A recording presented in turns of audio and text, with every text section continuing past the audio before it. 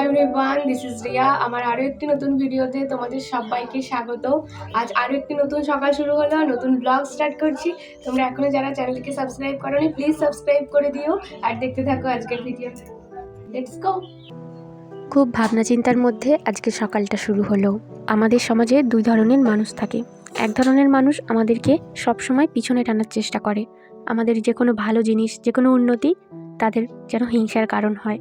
আর এক ধরনের মানুষ যারা খুব ভালোবাসে, আমাদের চারপাশে ঘিরে থাকা মানুষ, আমাদের পরিবারের মানুষ, শ্বশুর বাড়ি হোক, বাপের বাড়ি হোক, আর তার বাইরে যারা থাকে তারাই একমাত্র হিংসাটা করে। আমার আবার আদুরে জীবনযাপন একদম পছন্দ নয়। আমার মনে হয় এই হিংসা করার মানুষগুলো আছে বলেই আমাদের প্রত্যেকের জীবনে কিছু কিছু চ্যালেঞ্জ থাকে। যে কোনো অপমান ছোট করা, তার জবাবটা সঠিক সময় দিতে হবে, এই একটা প্রচেষ্টা থাকে মনের মধ্যে। আজকে আমাদের ঘরে প্রত্যেকের নিরামিষ।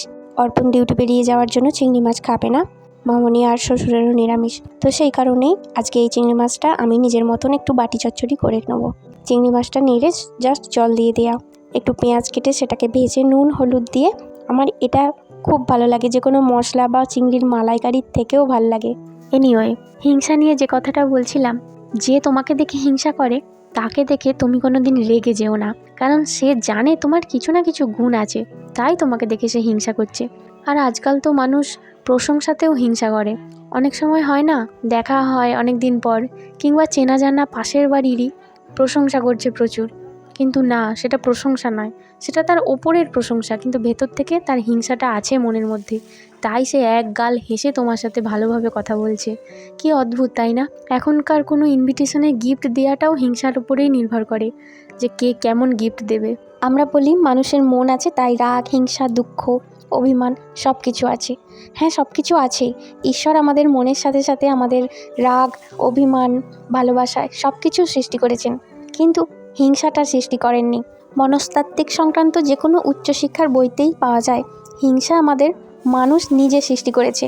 আধুনিক সভ্যতায় মানুষ যত বিলাসবহুলভাবে থাকার প্রতিযোগিতায় নেমেছে, হিংসা ততই বেড়েছে।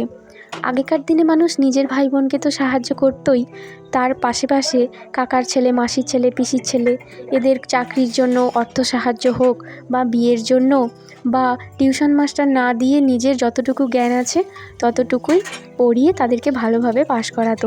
কিন্তু এখনকার দিনে কি সেটা হয়? এখনকার দিনে নিজের ভাই বোনদেরই নিজেরাই সাহায্য করে না। তাহলে বুঝতে পারছেন তো কোথায় হিংসা? আর সে জায়গায় আমরা তো অন্যের কথা বলছি।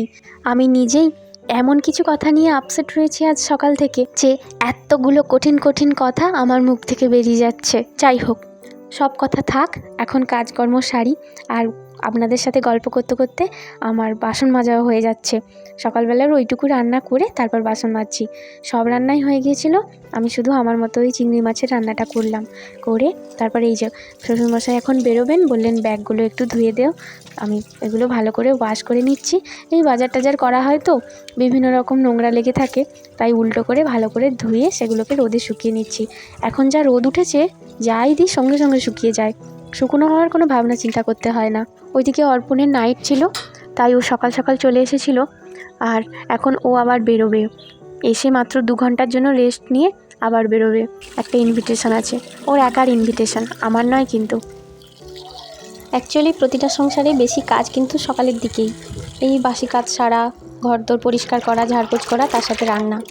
এখন আমি বাসি নাইটিটা কেচে দিচ্ছি, আর তার সাথে কিছু বালিশের ওয়ারও কেচে দিচ্ছি।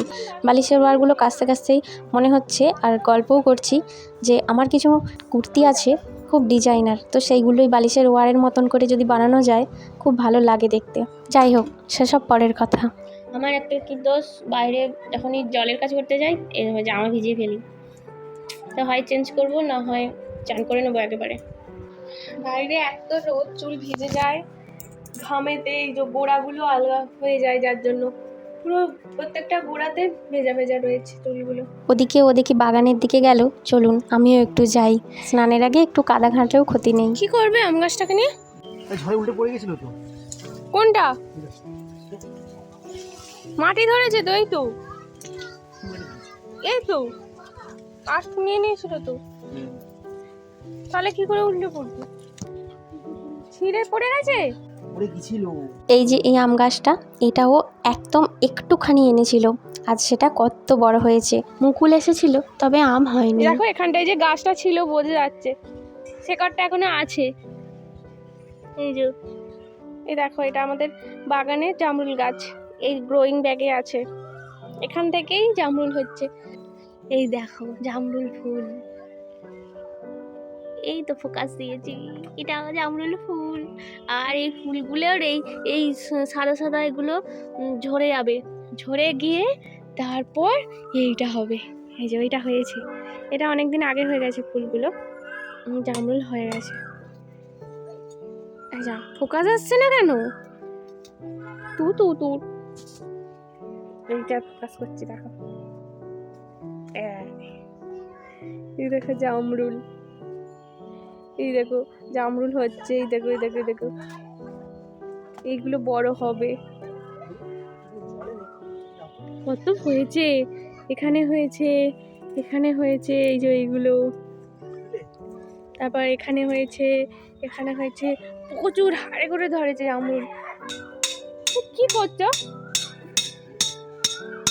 এটা, আবার কি করছো? হাই, এখানে এটাকে পুঁতে রাখলে কেন? কোথায় জল ঢালবো? একবার দেবার জল আনি, আমাকে জলটা ঢালতে বলছে গাছের গোড়ায়। এনার সামনে আসা নয়, এনার সামনে এলেই কিছু না কিছু আমাকে কাজে লাগিয়ে দেয়। একটুখানি দাঁড়াতে দেবে না, দাঁড়িয়ে একটু দেখছি, হবে না সেটা। ভিজলো আবার নিজে নিজে শুকিয়েও যাচ্ছে।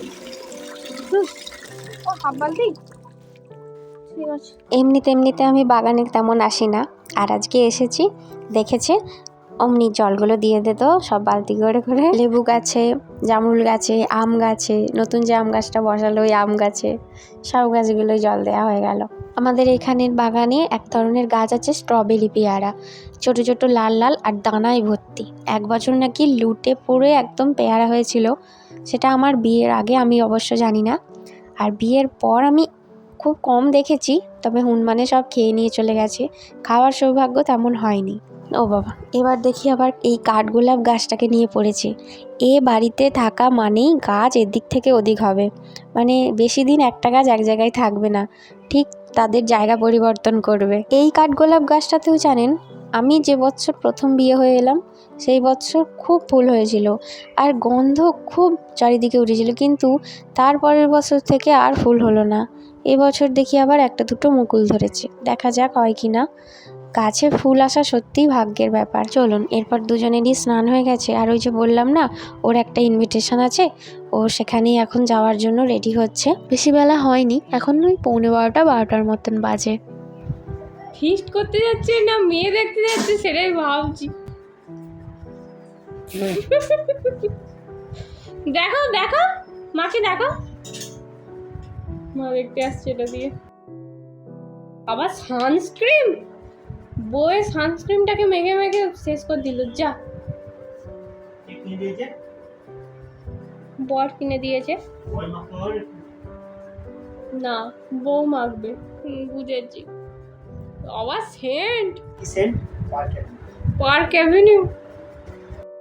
এমন কিছু কিছু জায়গা আছে যেগুলো ওর একার ইনভিটেশন, আমার নয়। যেমন আজকে ওর অফিস থেকেই কোনো একটা ইনভিটেশনে আছে, তো সেই সময়গুলো আমার খুব কষ্ট হয়, সত্যি কথা মন থেকে বলছি। একসাথে যাবো, সাজুগুজু করে বেরোবো, এটাই ভালো লাগে, তো কিছু করার নেই, কিছু কিছু জায়গায় তো একা যেতেই হবে। আচ্ছা, আমার জন্য একটা ভেটকি মাছের ফিলে আনতে পারবে না? একাই কে আসবে?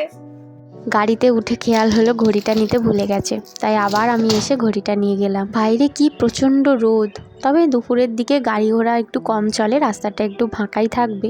আজকে যাবে হাই রোড ধরে, NH 16। ওখান থেকে এসে সন্ধেবেলা আবার আমাদের একটু বেরোনোর প্ল্যান আছে। আমাদের বাগনানে শিলেদার্স ওপেন হয়েছে, সেই শিলেদার্সে একটু যাবার ইচ্ছে আছে, দেখা যাক কখন কি আসে, সেই মতো বেরোবো। আজকে ওদের পাঁশকুড়া শেডে ফিস্ট আছে, তো ও সেখানেই গেল। সকালবেলা নাইট করে এসেছিল, এসে কিছুক্ষণ ঘুমালো, ঘুমিয়ে স্নান টান সেরে আবার গেল। তো এবারে স্কুটি নিয়ে গেল, আর সকালবেলা ট্রেনে করে এসেছিল। ডিউটি না, এটা শুধুমাত্র ফিস্টের কারণেই গেল, খাওয়া দাওয়া করে আবার চলে আসবে। এনিওয়ে, এখন আমার স্নান টান কমপ্লিট। তো এখন 12টা মতো বাজে, আর 1:30টার সময় দুপুরে খাওয়া দাওয়া হবে। শ্বশুরমশাই মায়ের থানে গিয়েছেন, ওখান থেকে আসার পর আমরা একসাথে খাবো। তো এখনও কিছুটা টাইম আছে, তাই ভাবছি এখন একটু পড়তে বসি, তো তারপর লাঞ্চ করব। তো এখন দুপুরবেলা এই চিংড়ি মাছের বাটি চচ্চড়ি, যেটা আমি সকালবেলা দেখালাম রান্না করছি, তো এটা দিয়ে ভাতটা এখন জমিয়ে খাবো। চলো খেয়ে নিই। ওহ, দেখেই লোভ লাগছে। কিছুই না, নুন হলুদ দিয়ে পেঁয়াজগুলোকে ভালো করে ভেজে চিংড়ি মাছগুলো দিয়ে ভালোভাবে নেড়ে নুন হলুদ দিয়ে জল দিয়ে দিয়েছি, আর কিচ্ছু না, আর একটু লঙ্কা, ব্যাস। ওহ, এটাই অনেক। চলো খেয়ে নিই। চলুন, খাওয়া দাওয়া এখন হয়ে গেছে। খাওয়া দাওয়ার পর একটুখানি রেস্ট নিয়ে এখন বেলা 4টে, এই সময় আমি একটুখানি আঁকা নিয়ে বসেছি। একটু সময় পেলে ওই আঁকা, কখনো পড়া বা এই টুকটাক আরও সব কাজকর্ম এগুলোই করি। তো সময় নষ্ট আমি অযথা করতে একদম পছন্দ করি না। আমি ব্যালেন্স করি, প্রথমে প্রচুর সময় থাকলে সেটা পড়ে নিই, তারপর পড়ার পর অনেক সময় হয় না, অনেকটা পড়তে পড়তে আর ভালো লাগছে না, তখন সেই টাইমটা আমার আঁকা নিয়ে বসলে মাইন্ডটাও একটু ফ্রি হলো, তারপর আবার আমি পড়ায় কামব্যাক করি। তো এইভাবেই আমার সময়গুলো কাটতে থাকে। অবসর সময়ে পরচর্চা, পরনিন্দা, অন্যের উন্নতি নিয়ে ভাবা, এই সব থেকে আমি শত হস্ত দূরে থাকতে পছন্দ করি। যাই হোক, ওই যে বলেছিলাম না সন্ধেবেলা করে একটু শিলেদার্সে যাব, তো এখন আমি সেটাই যাব, কারণ ও ফিরে পড়ছে বেলাবেলি, তো আবার আমরা যাব একসাথে।